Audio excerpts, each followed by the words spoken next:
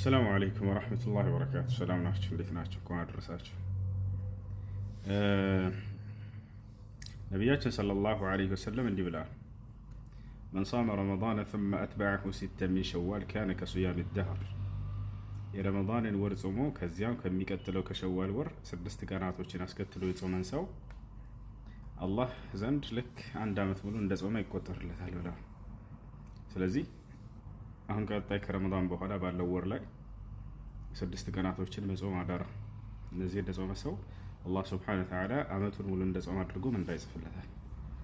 እነዚህን ቀናቶች ለመጾም ከቻላችሁ በተከታታይ ብትጾሟቸው መልካም፣ ካልተቻለ ግን እያቆራረጣችሁ መጾም ትችላላችሁ እስከ ወሩ መጨረሻ ድረስ።